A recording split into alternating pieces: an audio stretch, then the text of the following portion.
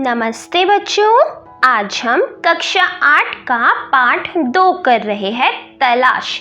यह इसका पार्ट 3 है।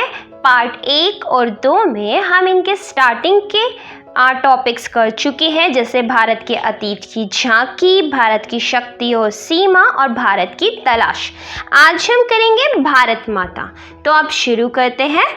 अक्सर जब मैं एक के बाद एक सभा में जाता तो श्रोताओं से मैं अपने इस देश की चर्चा करता, हिंदुस्तान की और साथ ही भारत की, जो जाति के संस्थापक भरत के नाम पर आधारित इसका प्राचीन संस्कृत नाम है। वो कहते हैं, आपने स्टार्टिंग के पार्ट में जब हमने लास्ट पार्ट पढ़ा था तो हमने देखा था कि नेहरू जी को गांव में रहने वाले लोगों में एक नई चेतना, एक नया साहस, एक नई विद्रोह की भावना नजर आती है।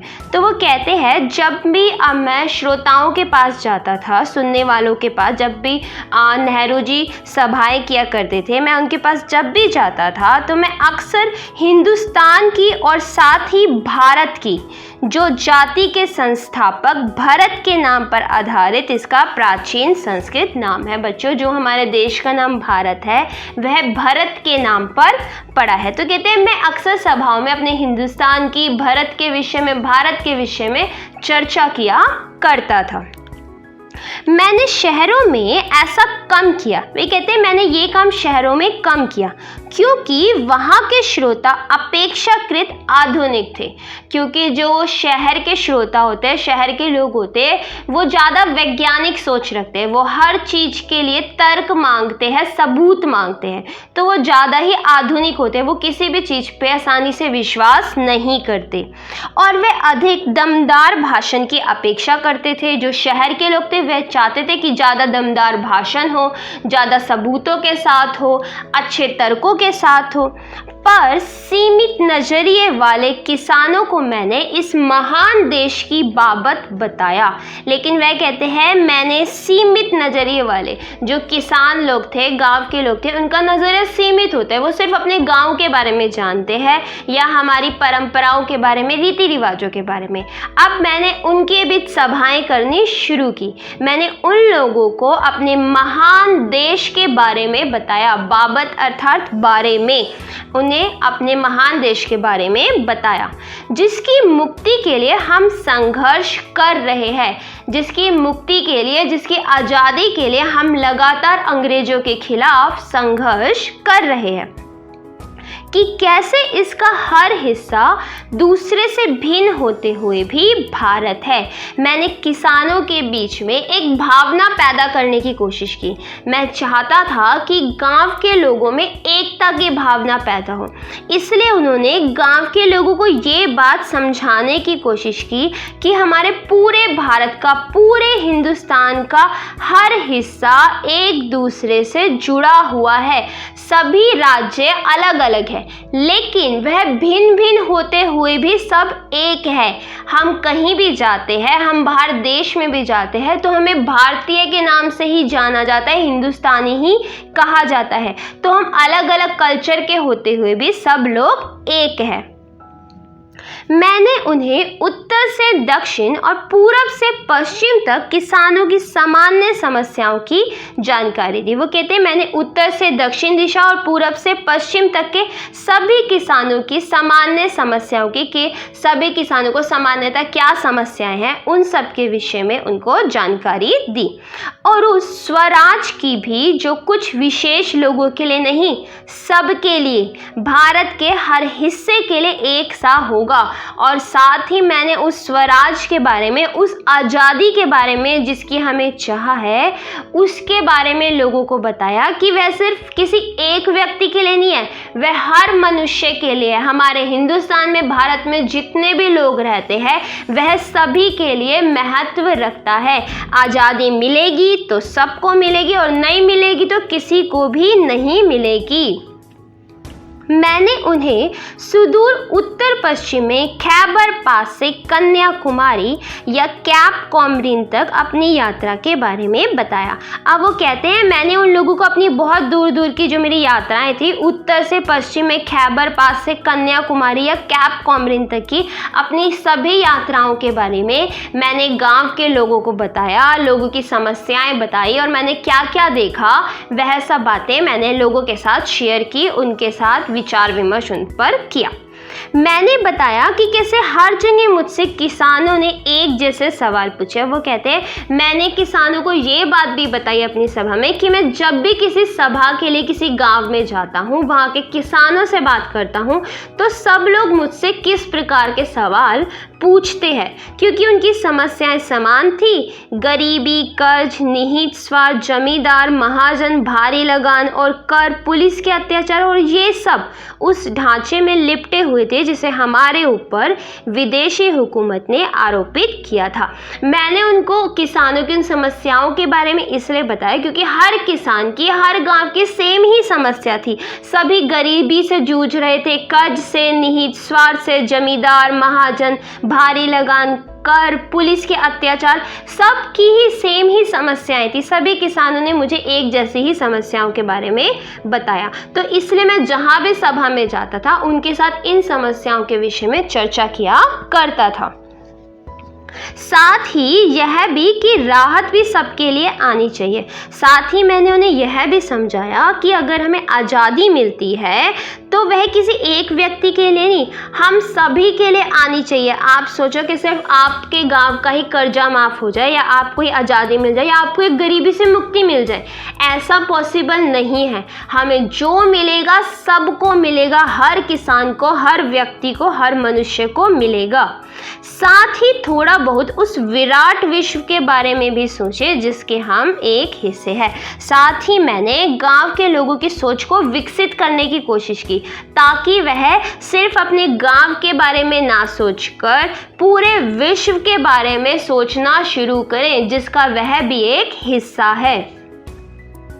यह काम बहुत आसान नहीं था पर उतना मुश्किल भी नहीं था जैसा मैंने सोचा था। वो कहते हैं गांव के लोगों को समझाने का काम बहुत ज़्यादा आसान नहीं था लेकिन उतना भी मुश्किल नहीं था जितना मुझे लगा था। हमारे प्राचीन महाकाव्य, पुरागाथाओं और दंत कथाओं की उन्हें पूरी जानकारी थी। अब वो कहते हैं जो गांव के लोग थे उनको हमारे महाकाव्य, हमारे जो जितने भी महाकाव्य, रामायण, महाभारत, पुरागाथाएं, हमारी जो पौराणिक गाथाएं हैं, प्राचीन गाथाएं हैं, दंत कथाएं, इन सब की उन्हें बहुत अच्छी जानकारी थी। इस साहित्य ने अपने देश की अवधारणा से उन्हें परिचित करा दिया था। जो उन्होंने ये साहित्य वगैरह पढ़े थे इनसे उन्हें अपने देश के बारे में बहुत अच्छे से जानकारी थी। इन लोगों में से हमेशा कुछ ऐसे भी होते थे जिन्होंने भारत के चारों कोनों में स्थित धार्मिक स्थलों की यात्रा की थी। अब वो कहते हैं इन गांव के लोगों में कुछ लोग ऐसे भी मिल जाते थे जिन्होंने भारत के चारों कोनों में जो हमारे 4 धाम की यात्रा है उन सभी स्थलों की यात्रा की हुई थी। कभी कभी जैसे ही मैं किसी सभा में पहुंचता मेरे स्वागत में अनेक कंठों का स्वर गूंज उठता था, भारत माता की जय। वो कहते कभी कभी जब मैं किसी सभा में प्रवेश करता था तो मेरे आते ही मेरे स्वागत में लोग जोर जोर से चिल्लाने लग जाते थे, भारत माता की जय। मैं उनसे अचानक प्रश्न कर देता कि इस पुकार से उनका क्या आशय। मैं अक्सर उन लोगों से प्रश्न कर बैठता था कि जो आप ये भारत माता की जय बोल रहे हो इसका आशय क्या है, क्या आपको पता है? मेरा प्रश्न उन्हें मनोरंजक लगता और चकित करता। मेरा प्रश्न उन्हें कुछ अच्छा भी लगता था, मनोरंजक भी लगता था और उन्हें चकित भी कर देता था, हैरान भी कर देता था। उनकी ठीक ठीक समझ में नहीं आता कि वह मुझे क्या जवाब दे और तब वह एक दूसरे की ओर और फिर मेरी ओर ताकने लगते।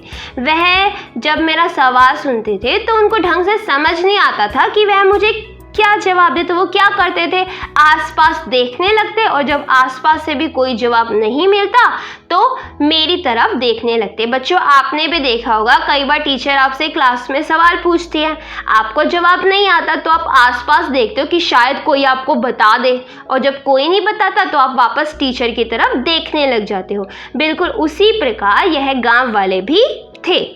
मैं बार बार सवाल करता जाता। अब नेहरू जी कहते जब तक मेरे पास जवाब नहीं आता मैं बार बार उनसे सवाल पूछता रहता। आखिर एक हट्टा कट्टा जाट, अंत में एक हट्टा कट्टा जाट सामने आता जिसका ना जाने कितनी पीढ़ियों से मिट्टी से अटूट नाता है, जिसका पता नहीं कितनी पीढ़ियों से उसके जो घर वाले थे, पूर्वज थे, जो अपनी मिट्टी के लिए कुर्बान होते रहे, जिन्हें अपनी मिट्टी से बहुत ज़्यादा प्रेम है। ऐसा ही एक हट्टा कट्टा जवान मेरे सामने आके खड़ा हो जाता और जवाब में कहता कि यह भारत माता हमारी धरती है, भारत की प्यारी मिट्टी। जो अपनी देश प्रेम को दिखाते हुए कहता कि जो ये भारत माता है, यह भारत माता हमारी धरती है, भारत की प्यारी मिट्टी। मैं फिर सवाल करता, कौन सी मिट्टी? अब मैं उनसे एक और सवाल कर लेता कि जो तुम कह रहे हो भारत की प्यारी मिट्टी, कौन से वाली मिट्टी है? तुम्हारे गांव की मिट्टी है, गांव के बाहर की मिट्टी है, कहाँ की मिट्टी है? उनके अपने गांव के टुकड़े की, जिले या राज्य के तमाम टुकड़ों के, या फिर पूरे भारत की मिट्टी? अब वो कहते हैं कि ये कहाँ की मिट्टी है, तुम्हारे गाँव की मिट्टी है, जिले की, राज्य की, या पूरे भारत की मिट्टी की बात कर रहे हो आप? प्रश्नोत्तर का यह सिलसिला तब तक चलता रहता जब तक वह प्रयत्न करते रहते। वे कहते हैं मैं तब तक उनसे प्रश्न उत्तर करता रहता, मैं प्रश्न पूछता रहता, वह उत्तर देते रहते। यह क्रम तब तक चलता जब तक गांव के लोग कोशिश करते रहते जवाब देने की।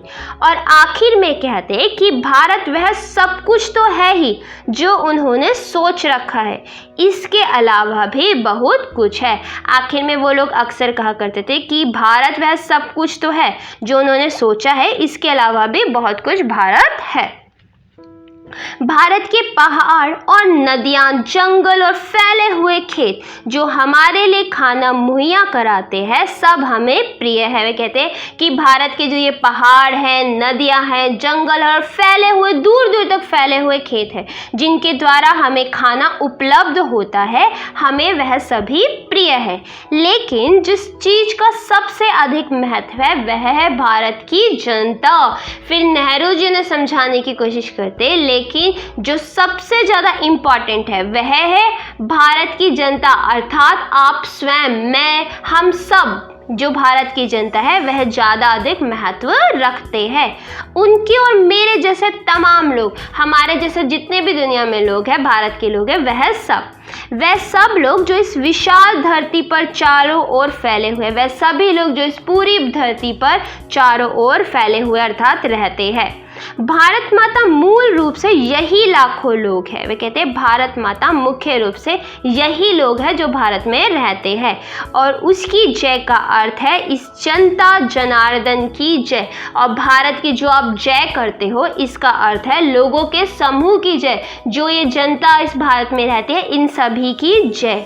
मैंने उनसे कहा कि तुम भारत माता के हिस्से हो। मैं उन्हें समझाने की कोशिश करता हूँ कि तुम सभी भारत माता के हिस्से हो। एक तरह से तुम खुद ही भारत माता हो, एक तरीके से तुम भी खुद भारत माता हो।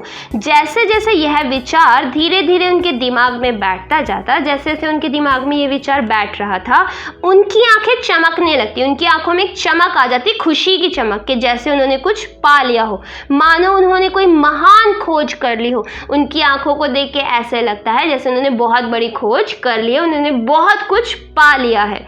तो यहाँ पर जो नेहरू जी थे वह पूरी तरह कोशिश करते हैं कि लोगों में एकता की भावना बढ़ा सके, हर व्यक्ति के मन में एकता की भावना हो, वह पूरे भारत को एक मानकर चले, कि अपने आप को अलग ना देखे। जब भी अपने भारत के बारे में सोचे, अपने बारे में सोचे, तो सबके विषय में सोचे। आज़ादी मिलेगी तो सबको मिलेगी, और नहीं मिलेगी तो किसी को भी नहीं मिलेगी। तो अब आता है भारत की विविधता और एकता।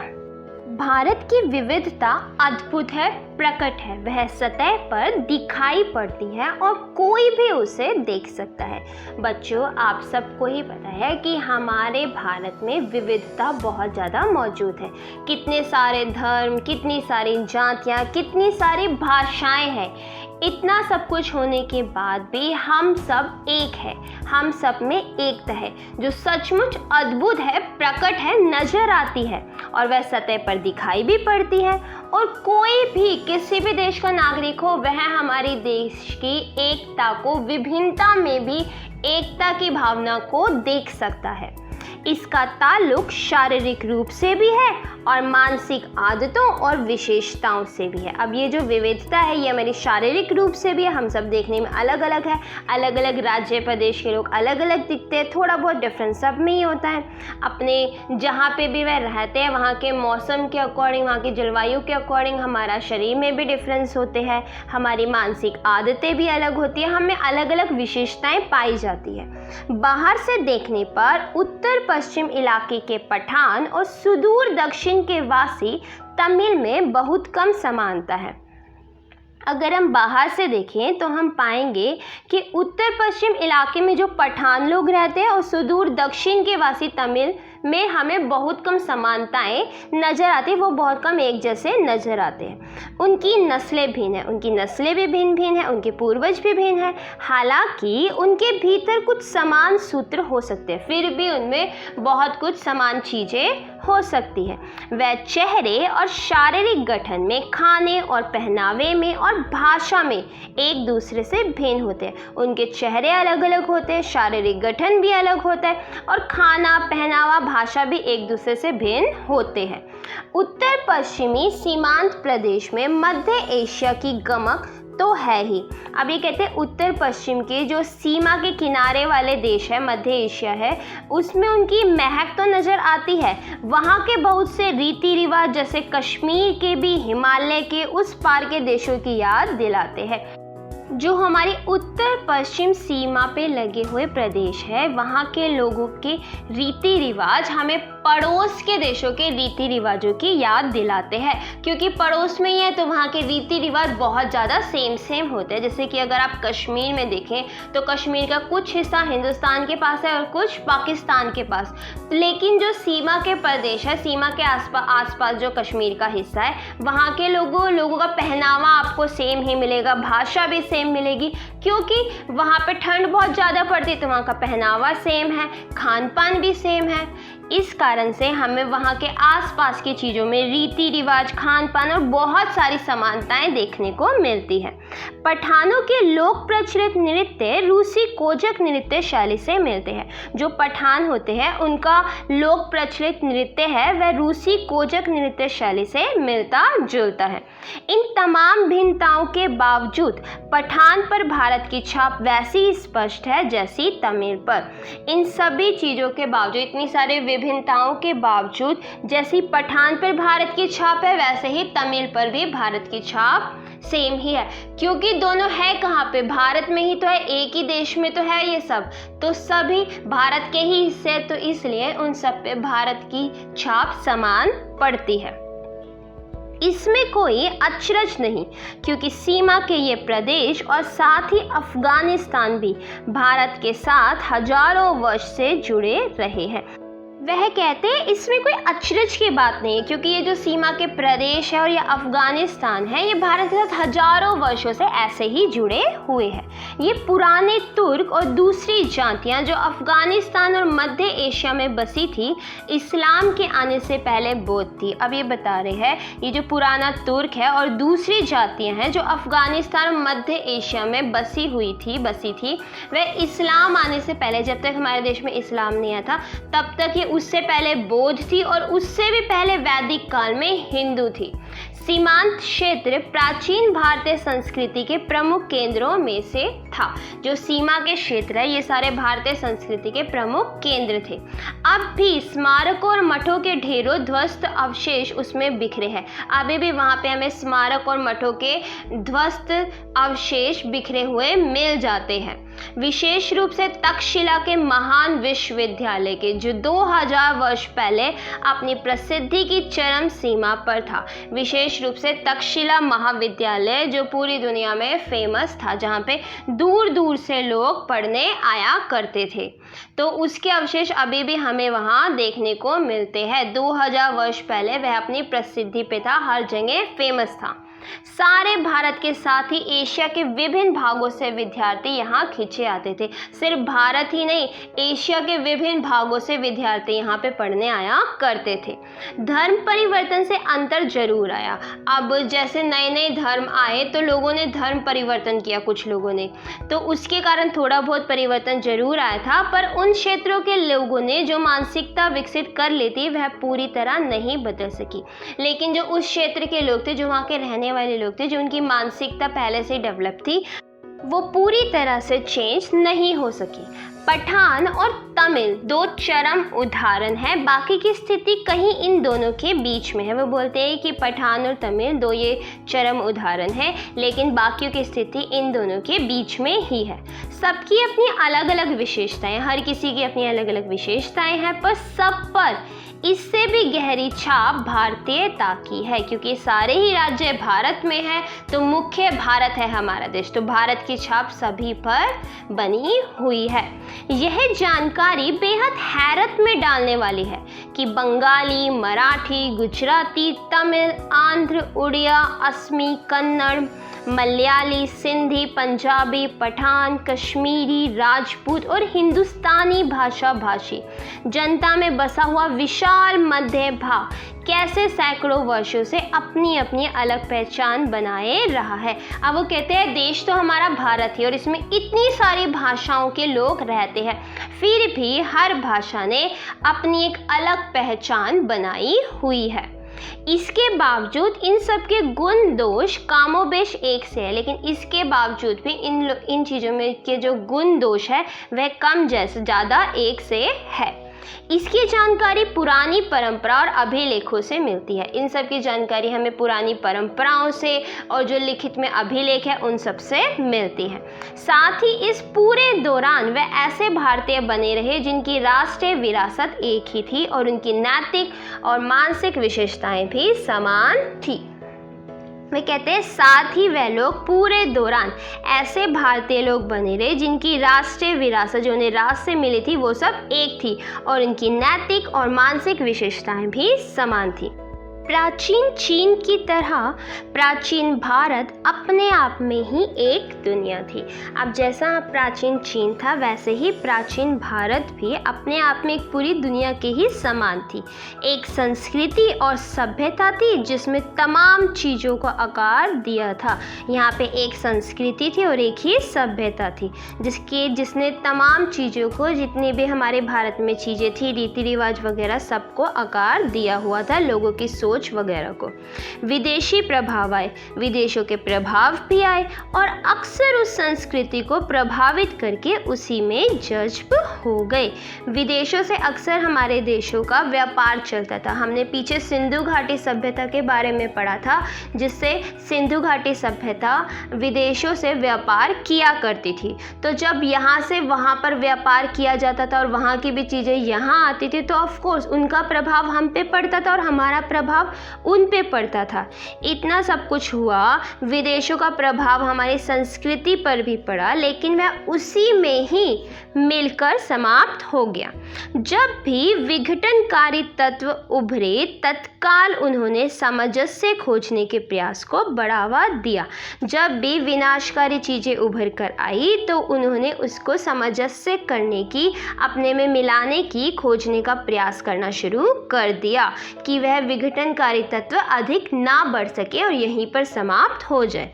सभ्यता के आरंभ से ही भारतीय मानस में एकता के स्वप्न ने अपनी जगह बनाए रखी।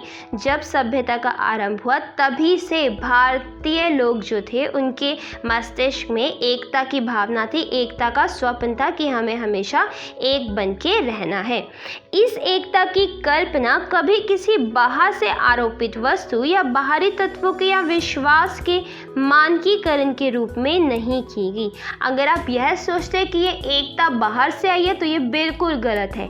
एकता हम में अपने आप ही समाहित थी, हमारी अपनी ही विचारधारा थी, यह कहीं बाहर से हम पर नहीं आई है। इसके अंतर्गत विश्वासों, रीति रिवाजों के प्रति अपार सहिष्णुता का पालन किया गया और साथ ही हर तरह की विविधता को मान्यता ही नहीं प्रोत्साहन भी दिया गया।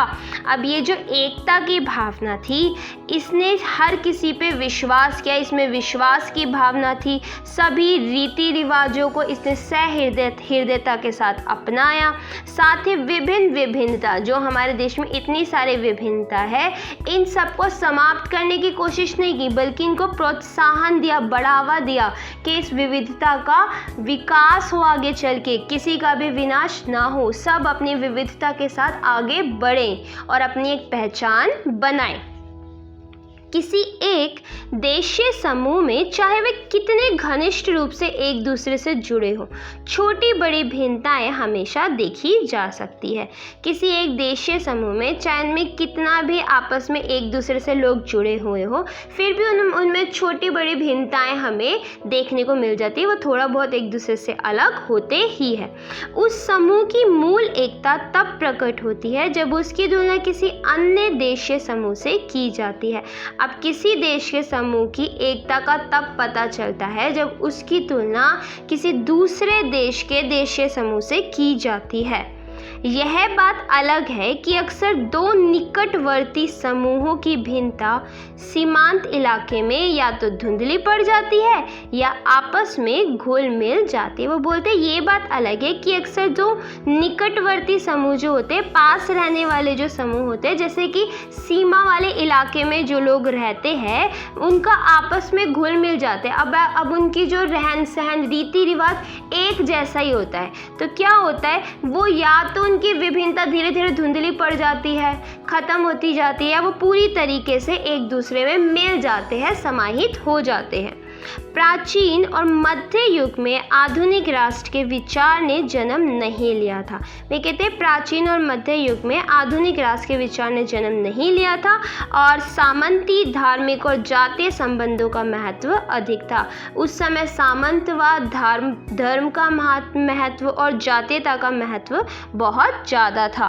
फिर भी मेरा विचार है कि ज्ञात इतिहास में किसी भी समय एक भारतवासी भारत के किसी भी हिस्से में अपने ही घर की सी अपनेपन की अनुभूति करता था, जबकि किसी भी दूसरे देश में पहुंचकर वह अजनबी और परदेसी महसूस करता था। लेकिन नेहरू जी कहते हैं फिर भी मेरा ये विश्वास है, मुझे ये पूरी तरीके से विश्वास है, जब हमारे भारत का कोई भी व्यक्ति, चाहे वह भारत के किसी भी हिस्से में रहता हो, जब वह किसी दूसरे भारत के हिस्से में जाता है और किसी के घर में रहता है तो वह वहाँ पे अपनेपन का उसको अनुभव होता है। चाहे उनका धर्म अलग हो, चाहे संस्कृति अलग हो, लेकिन वह भारत में कहीं भी चला जाए उसे अपनेपन की अनुभूति होती है। वहीं अगर भारतीय व्यक्ति विदेश में चला जाता है तो वहाँ उसे हमेशा अजनबीपन फील होता है कि वह किसी को नहीं जानता और कोई उसे नहीं जानता।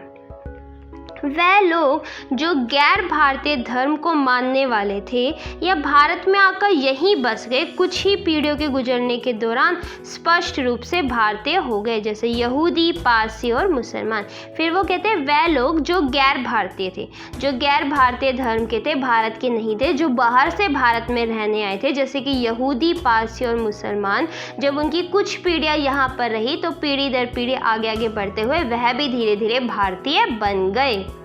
जिन भारतीयों ने इन धर्मों को स्वीकार कर लिया वह भी धर्म परिवर्तन के बावजूद भारतीय बने रहे। कई लोग ऐसे भी थे जो इन धर्मों के आने के बाद, यहूदी, पारसी और मुसलमानों के आने के बाद उन्होंने इनका धर्म अपना लिया, लेकिन वह लोग भी दूसरा धर्म अपनाने के बाद भी भारतीय ही बने रहे, उनकी भारतीयता उनसे छीनी नहीं गई।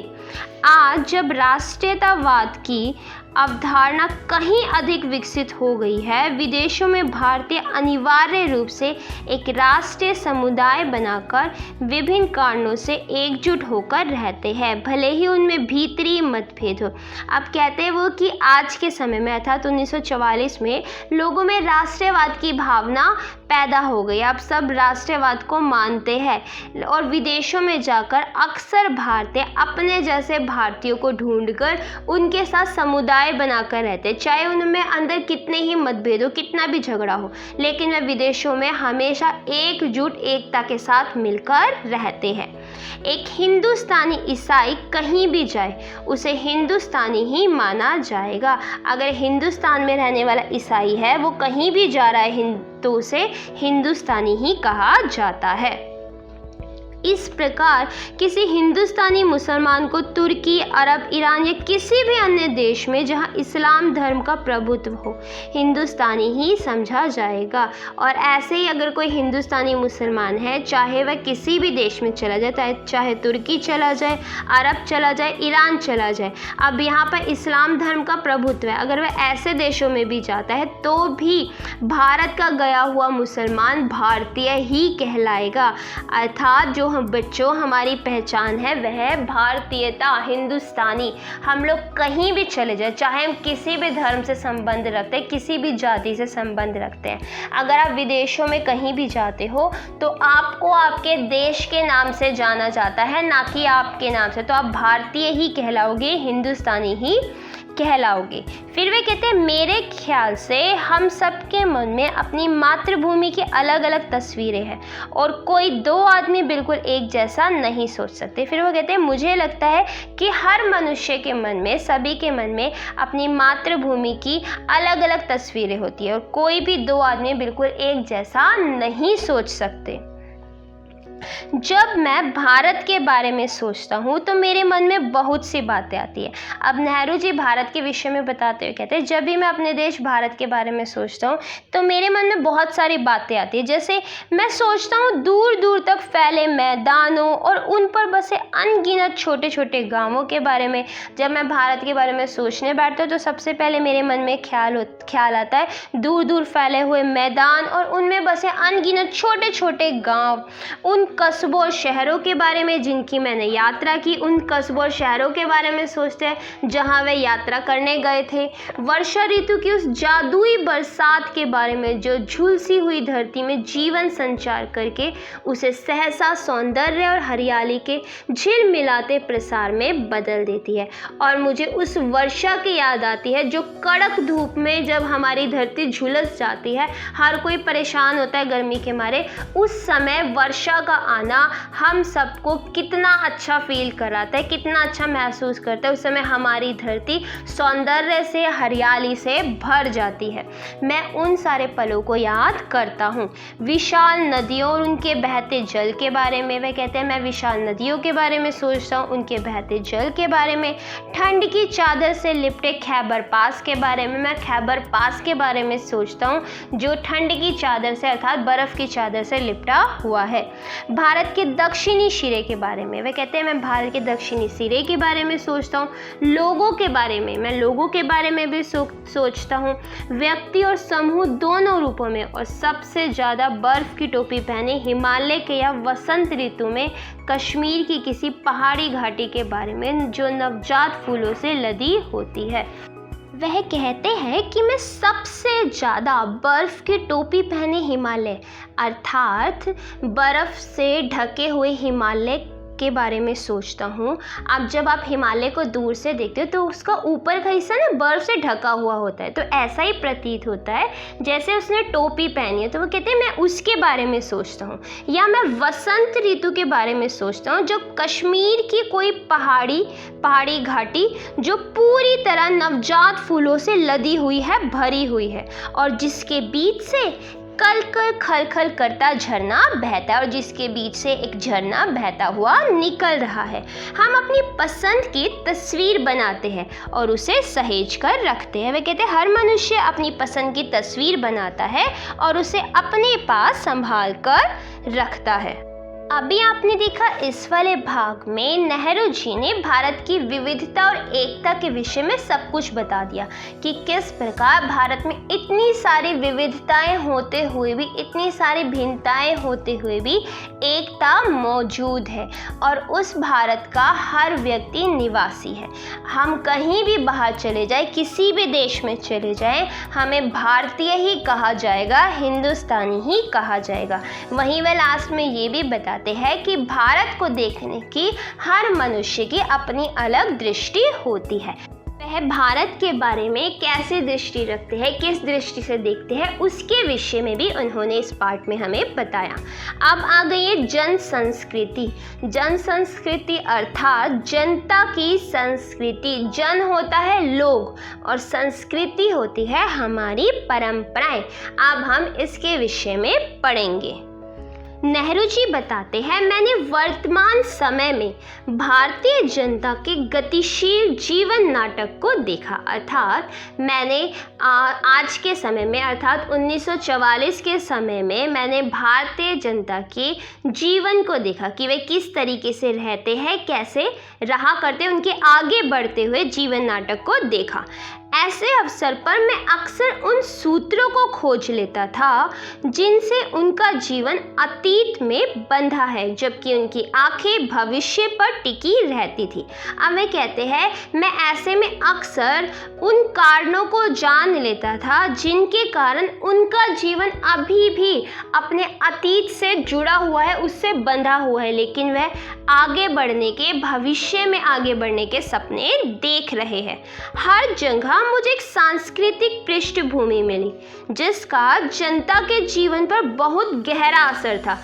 वह कहते हैं, मैंने जिसका भी जीवन देखा, मुझे हर मनुष्य के जीवन पर उसके सांस्कृतिक पृष्ठभूमि का गहरा असर देखने को मिला।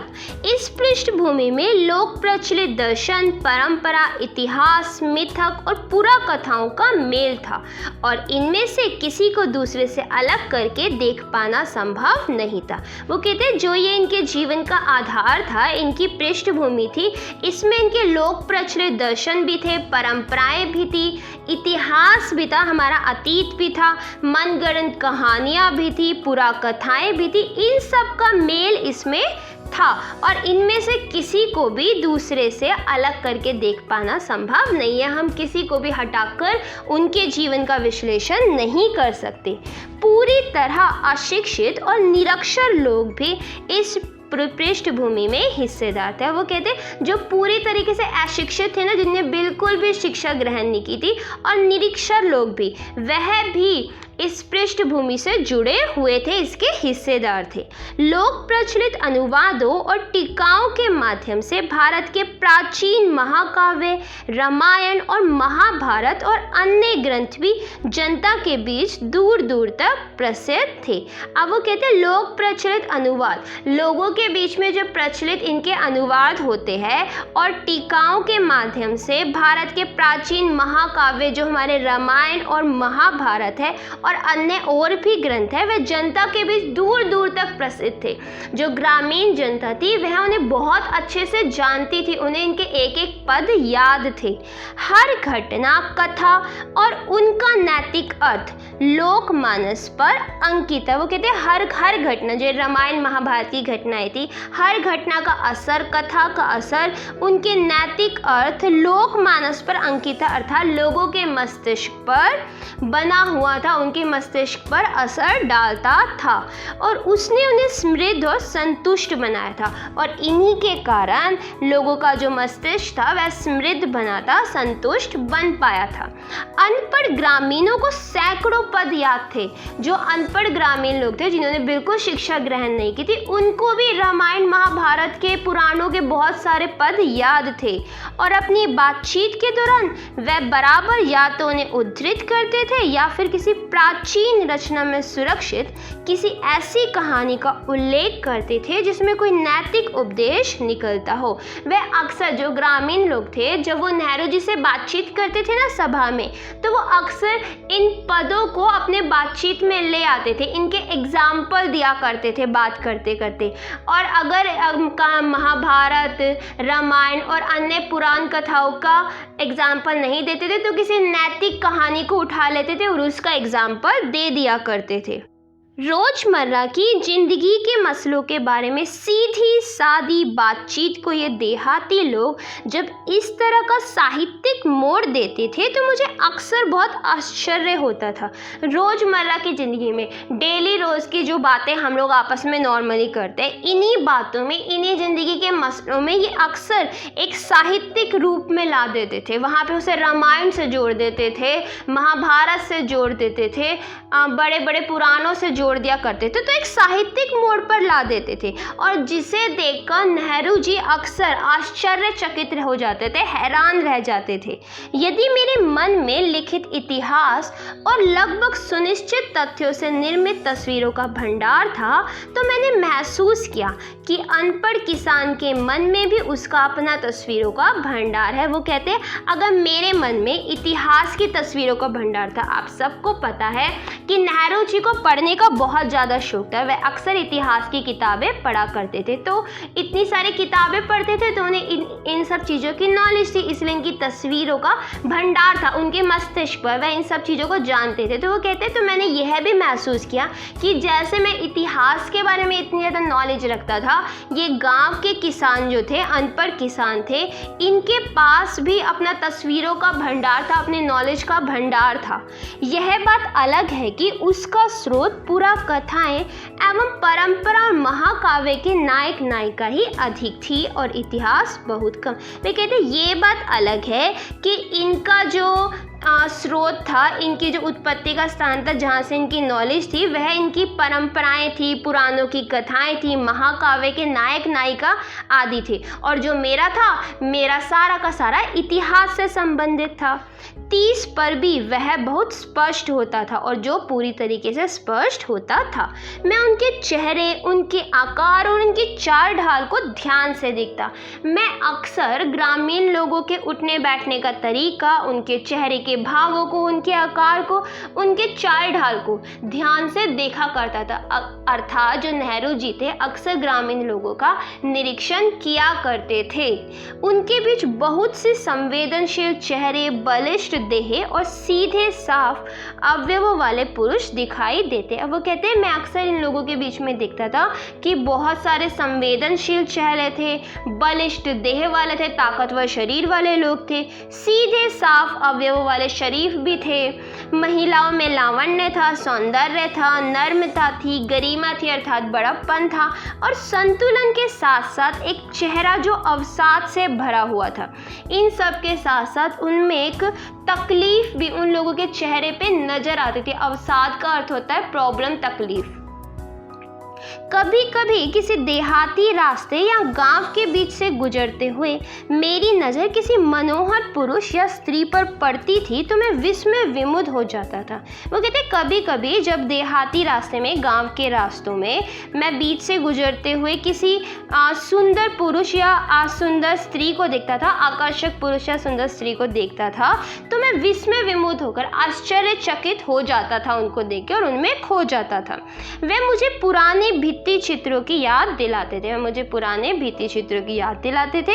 मुझे इस बात से हैरत होती थी कि उन तमाम भयानक कष्टों के बावजूद, वो कहते हैं मुझे देख के बहुत ज़्यादा हैरानी होती थी कि हमारा देश गुलाम है, इतनी सारी समस्याएं हैं इन ग्रामीण लोगों के पास, इतनी सारे कष्टों के बावजूद जिनसे भारत युगों तक गुजरता रहा है, आखिर यह सौंदर्य कैसे टिका और बना रहा।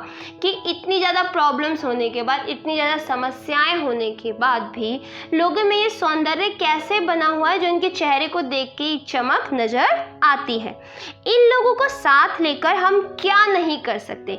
जब वह इन लोगों को साहस देखते हैं, इन लोगों का जज्बा देखते हैं, आगे बढ़ने की मेहनत देखते हैं, तो वह कहते हैं इन लोगों को अगर हम साथ साथ ले तो हम क्या नहीं कर सकते दुनिया में, हम हर कार्य कर सकते हैं, बशर्ते इनके हालात बेहतर हो और इनके पास कुछ करने के ज़्यादा अवसर हो। लेकिन ज़रूरी है कि इनके पास इनके हालात अच्छे हों, जो इनकी इतनी सारी समस्याएं, इनसे इन्हें छुटकारा मिले, इन्हें 2 वक्त का खाना सही से मिले, ढंग से रहना मिले और कुछ करने के अवसर अगर इन्हें मिले तो ये लोग बहुत कुछ कर सकते हैं। चारों ओर गरीबी और उससे पैदा होने वाली अनगिनत विपत्तियां फैली थी। अब गांवों में जब मैं देखता हूं तो चारों ओर गरीबी फैली हुई है और बहुत सारी विपत्तियां, बहुत सारी प्रॉब्लम्स है लोगों की लाइफ में, उसकी छाप हर माथे पर थी। ये हर किसी के चेहरे को देख के, हर किसी के माथे को देख के पता चलता था। एक परेशानी की लकीर उन सब के माथों पर नजर आती थी। जिंदगी को कुचल कर विकृत और भयंकर रूप दे दिया गया था। जिंदगी को कुचल दिया गया था और एक भयानक रूप दे दिया गया था। इस विकृति से तरह तरह के भ्रष्टाचार पैदा हुए और लगातार अभाव और असुरक्षा की स्थिति बनी रहने लगी। अब ये जो हमारे देश का बिगड़ा हुआ रूप था, इसके कारण क्या हुआ? हमारी गुलामी के कारण, अंग्रेजों के अत्याचार के कारण क्या हो रहा था? धीरे धीरे भ्रष्टाचार बढ़ता जा रहा था और भ्रष्टाचार बढ़ने से लोगों के पास चीजों की कमी आ रही थी, असुरक्षा की भावना पैदा हो रही थी। स्थितियों को समर्पित भाव से स्वीकार करने की प्रवृत्ति प्रबल थी। जो लोग थे वहाँ के वह स्थिति को आदत से मजबूर होकर हमेशा की तरह स्वीकार कर लिया करते थे, पर साथ ही एक प्रकार की नम्रता और भरमन साहस थी जो हजारों वर्ष की सांस्कृतिक विरासत की देन थी। वह सब चीज़ों को समर्पित भाव से स्वीकार कर रहे थे, लेकिन साथ ही इन लोगों में एक नम्रता का भी भाव था, एक भलाई करने का भी भाव था कि ये लोगों का भला करते थे। जो हजारों वर्षों से हमारी सांस्कृतिक विरासत थी, जो हमें अपनी संस्कृति से प्राप्त हुई थी, लोगों का भलाई करना, आदर करना, यह सारा ये सब लोगों में अभी भी मौजूद था, जिसे बड़े से बड़ा दुर्भाग्य भी नहीं मिटा पाया था। जिसे इतनी बड़ी प्रॉब्लम्स हो गई, हमारा देश गुलाम हो गया, 200 सालों से गुलाम था, अंग्रेज हम पे अत्याचार कर रहे थे, लगातार भ्रष्टाचार बढ़ता जा रहा था, किसानों की स्थिति बहुत बुरी थी। फिर भी जो हमारे मन की अंदरूनी भलाई थी, हेल्प करने की भावना थी, साहस की भावना थी, वो आज भी मनुष्य में मौजूद थी। तो बच्चों, यह भाग यहीं पे समाप्त होता है। तो हमारा तलाश पाठ यहीं पे समाप्त हो गया है। उम्मीद है आप सबको समझ आया होगा। कोई भी डाउट हो आप कमेंट बॉक्स में पूछ सकते हैं। अगर वीडियो पसंद आई हो तो लाइक करना और चैनल को सब्सक्राइब करना मत भूलना। धन्यवाद।